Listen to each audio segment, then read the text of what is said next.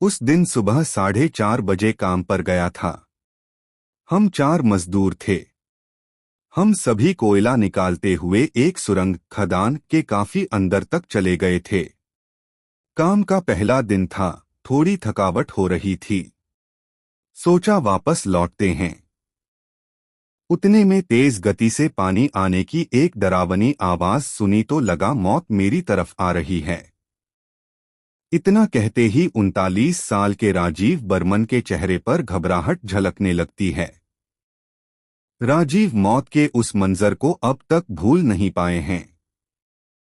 दरअसल राजीव असम की एक कोयला खदान दुर्घटना में जीवित निकले मजदूर हैं, जो घटना वाले दिन रेट हॉल, चूहे का बिल जैसी संकरी सुरंग के भीतर बैठकर कोयला निकाल रहे थे।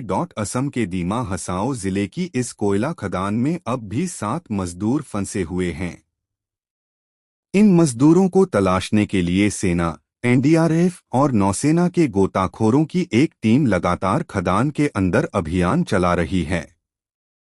जबकि यह हादसा 6 दिन पहले सोमवार सुबह करीब 8 बजे हुआ था। सोमवार की सुबह जब राजीव खदान के अंदर कोयला निकाल रहे थे, तभी खदान में पानी घुस आया।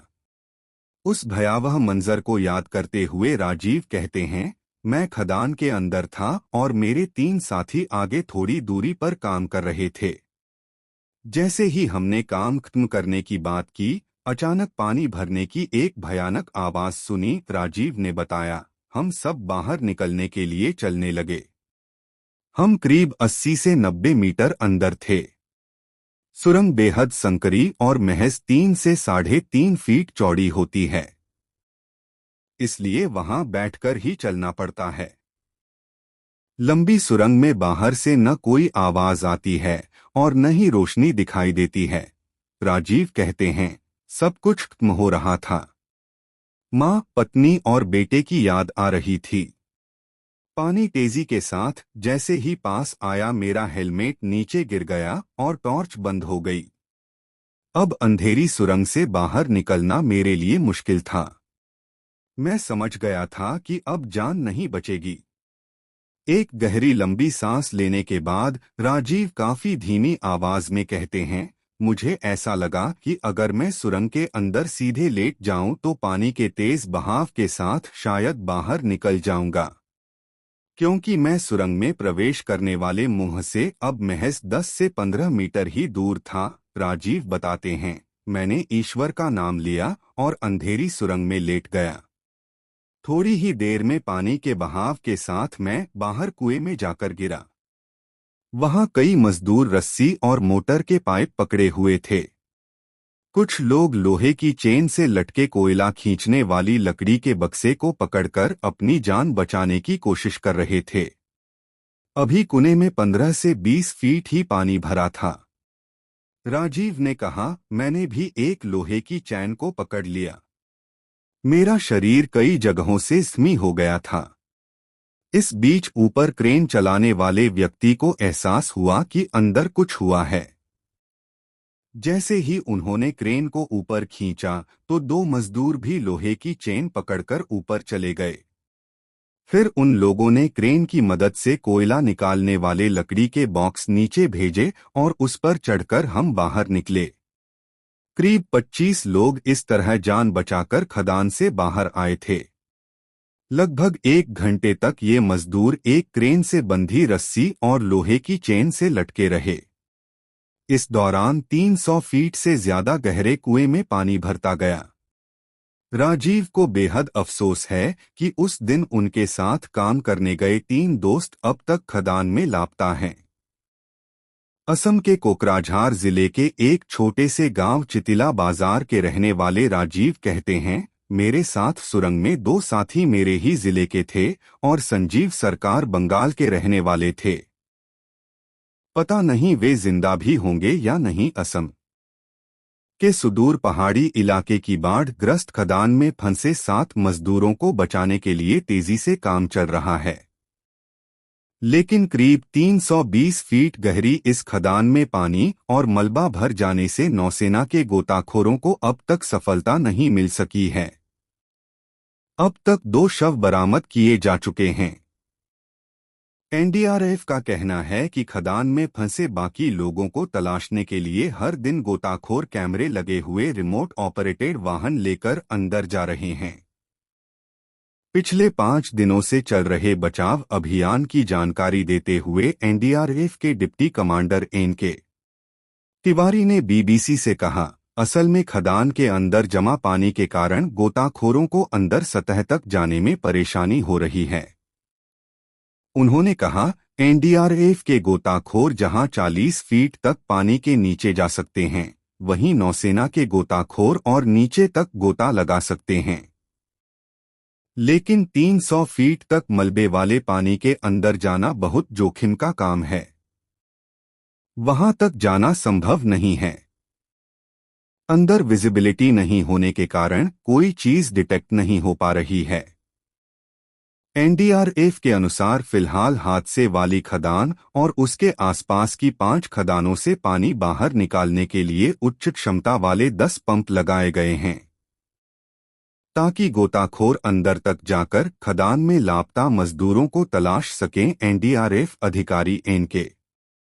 तिवारी कहते हैं, खदान से पानी बाहर निकालने के साथ नौसेना के गोताखोर बीच बीच में खदान के अंदर भी जा रहे हैं, लेकिन अब तक सफलता नहीं मिली है। वह बताते हैं, पानी कम नहीं होने तक गोताखोर रेट हॉल के ज्यादा अंदर तक नहीं जा सकते। यह सुरंगें 200-250 मीटर लंबी हैं और ऊंचाई महज 3 फीट है। यह सभी सुरंग जैसी खदान आसपास की दूसरी खदानों के साथ जुड़ी हैं। अंदर जान का खतरा होता है। राजीव तो अपनी जान बचाकर इस खदान से बाहर आ गए, लेकिन उनके 3 साथी मजदूरों के घर वालों का रोज फोन आता है। राजीव बड़े अफसोस के साथ कहते हैं, 5 दिन बीत चुके हैं। शायद ही अब कोई जिंदा बचा होगा। मेरे पास जो फोन है वो मेरे साथी खुशी मोहन राय का है। उनके घर वाले काफी परेशान हैं। मुझे रोजाना इस उम्मीद में फोन करते हैं, शायद वह जिंदा मिल जाएं। काश ईश्वर ऐसा चमत्कार कर दे। जब इस काम में जान का जोखिम है तो मजदूर इन कोयला खदानों में क्यों काम करते हैं? इस सवाल का जवाब देते हुए राजीव कहते हैं, हम गरीब मजदूर हैं, इसलिए यह जोखिम भरा काम करते हैं, क्योंकि यहां मजदूरी काफी अच्छी मिल जाती है। उन्होंने कहा, हर मजदूर रोजाना 2000 रुपए कमा लेता है। कुछ मजदूर महीने में 80 से 90 हजार भी कमा लेते हैं। यहां नेपाल से मजदूर काम करने आते हैं। दूसरे काम में मजदूरी केवल 400 रुपए ही मिलती है। मेरा एक 9 साल का बेटा है, वो पढ़ाई करता है। परिवार का पेट पालने के लिए जोखिम उठाना पड़ता है।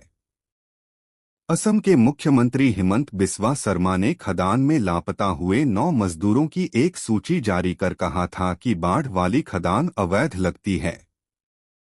उन्होंने कहा कि पुलिस मामले की जांच कर रही है। इस बीच पुलिस ने शुक्रवार को और एक व्यक्ति को गिरफ्तार किया है। इस खदान हादसे में अब तक 2 लोगों की गिरफ्तारी हो चुकी है। भारत ने 2014 में तथाकथित रैट होल खनन पर प्रतिबंध लगा दिया था, लेकिन इसके बावजूद असम और उत्तर पूर्वी राज्यों में छोटी अवैध खदान में कोयला निकालने का काम चल रहा है। जब यहां दुर्घटनाएं होती हैं तो उस समय काफी हल्ला मचता है, लेकिन अब तक इस क्षेत्र में अवैध खनन के खिलाफ बड़ी कार्रवाई के तौर कुछ भी सामने नहीं आए है।